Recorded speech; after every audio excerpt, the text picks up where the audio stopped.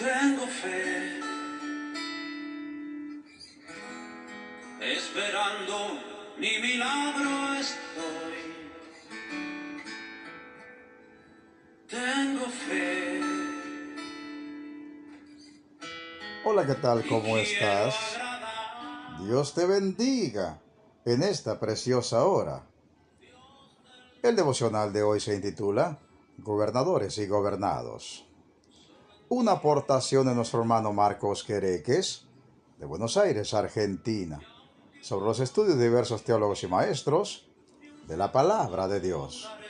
Sabes que tengo fe, sí Señor, Y una edición tengo fe. especial para YouTube de nuestro hermano Jorge Mario Vidán. Mi milagro estoy. Ay, ay, ay, tengo fe y quiero agradarte hoy. Amigo oyente, Romanos 13:16 dice: Sométase toda persona a las autoridades superiores, porque no hay autoridad sino de parte de Dios, y las que hay por Dios han sido establecidas. De modo que quien se opone a la autoridad, a lo establecido por Dios resiste, y los que resisten acarrean condenación para sí mismos. Porque los magistrados no están para infundir temor al que hace el bien, sino al malo. ¿Quieres pues no temer a la autoridad? Haz lo bueno, y tendrás alabanza de ella, porque es servidor de Dios para tu bien. Pero si haces lo malo, teme, porque no en vano lleva la espada, pues es servidor de Dios vengador para castigar al que hace lo malo. Por lo cual es necesario estarle sujetos, no solamente por razón del castigo, sino también por causa de la conciencia. Pues por esto pagáis también los tributos, porque son servidores de Dios que atienden continuamente a esto mismo. Pagad a todos los que debéis, al que tributo, tributo, al que impuesto, impuesto, al que respeto, respeto, al que honra, honra. Comenta Benjamin Otlit, con respecto a los gobernadores, el apóstol declara que son ordenados por Dios, que su autoridad es la ordenanza de Dios, que son los ministros de Dios. Todas las desviaciones de esta ordenanza divina son ilegales. El único propósito de todo poder gobernante es buscar el bien de la sociedad, manteniendo en ella la paz y la justicia. Los gobernadores no son personas exaltadas para ser árbitros, en sus propias opiniones, de las vidas y fortunas de sus semejantes, ni para recibir el homenaje servil del pueblo, sino personas llamadas por la providencia de Dios a una laboriosa tarea, no para vivir cómodamente mientras el pueblo sufre, sino para velar día y noche por el bien de la sociedad en la que presiden. Su oficio, de hecho, es un oficio glorioso, pero su gloria no consiste en la majestad exterior del gobernador y el servilismo del súbdito, sino en la felicidad derivada de las labores del jefe supremo para el bien común de todos aquellos que se encuentran bajo su cuidado. Y ese gobernador que contradice el carácter aquí establecido, que es un terror para los buenos en vez de ser un terror para los malvados, no es el gobernador a quien Pablo manda la obediencia aquí, porque actúa contrario al único fin para el cual fue establecido por Dios. Y esto puede servir para explicar aún más en qué sentido estos poderes superiores provienen de Dios, es decir, cuando actúan de manera agradable a su voluntad, cuando promueven el bien de la sociedad. Y en consecuencia, cuando hacen lo contrario, no se puede decir que sean de Dios o que actúen según el propósito de Dios, aunque ciertamente todo gobierno deriva su autoridad de Dios. El deber de sumisión y no resistencia se establece en términos tan absolutos aquí, que muchos se han visto inducidos a pensar que la fe cristiana niega a los creyentes toda libertad para reparar agravios y defenderse de los abusos de un mal gobierno. Me parece que el apóstol no ha hecho en estas palabras más que imponer el deber general de obediencia, una regla general que aplica a todas las personas en la sociedad de obedecer a sus gobernantes, y que lo que no han hecho es decir que naciones enteras deban estar bajo la miseria, sin esperanza de reparación, por tener gobiernos que han roto el contrato social y la constitución de la nación. Pablo está diciendo que el gobernante merece honra y respeto, pero que también tiene sus obligaciones para con la sociedad y debe cumplirlas. El apóstol explica así su propia doctrina por las razones que da para obediencia, y el relato que da del deber de los gobernadores para dejar a los súbditos toda la libertad que razonablemente puedan desear. Porque aunque al principio la expresión de obediencia ilimitada y a una no resistencia a los poderes superiores, Sin embargo, limita manifiestamente esta obediencia a los gobernantes que verdaderamente responden al fin de su institución.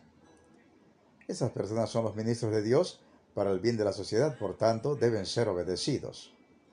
Pero no se seguirá de ahí que se les deba obediencia si rompen la Constitución, el contrato social y arruinan la felicidad de la sociedad que presiden.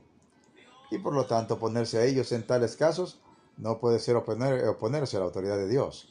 Es más, sentarse tranquilamente y ver cómo la felicidad de la sociedad se sacrifica por completo a la voluntad irregular de un hombre perverso parece una contradicción mayor a la voluntad de Dios que cualquier oposición, porque consentir esto es un consentimiento tácito a la miseria de nuestros semejantes. Si bien ordena la sumisión, no presenta ningún caso de gobernantes que actúen en contra del propósito de su institución, mucho menos de gobernantes que hacen un contrato expreso con su pueblo y luego lo rompen. Tampoco menciona nada de sumisión pasiva en tales casos, sino que deja claramente a las naciones a los dictados del sentido común y la ley de la autoconservación. Pero algunos pueden decir, ¿dónde entonces está la gran virtud de la sumisión a los gobernadores si ha de ser practicada solo hacia aquellos que responden a los fines de su institución? Pero es fácil responder que es un deber indispensable para todos, tanto los gobernados como los gobernantes, de respetar el interés público, y si su sumisión ayuda a destruir y arruinar ese interés público, entonces su sumisión no puede ser una virtud.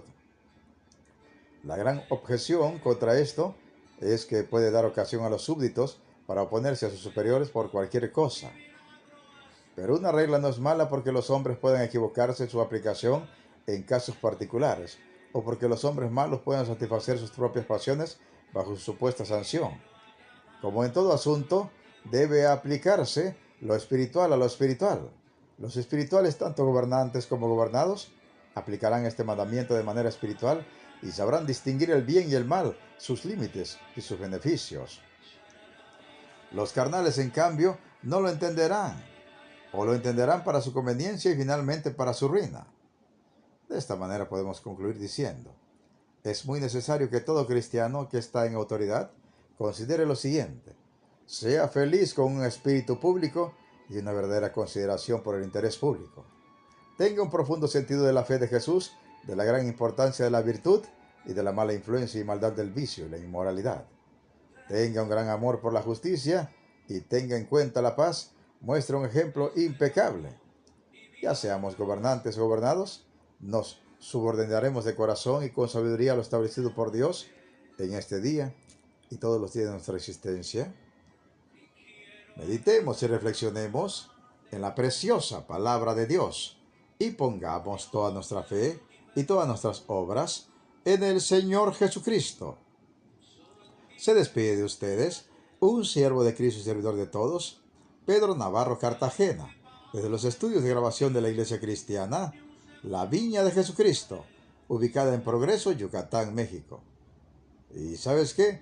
La mejor noticia: Cristo viene pronto. Preparémonos para volar a casa, hasta el reino celestial. Amén, amén y amén. Tengo fe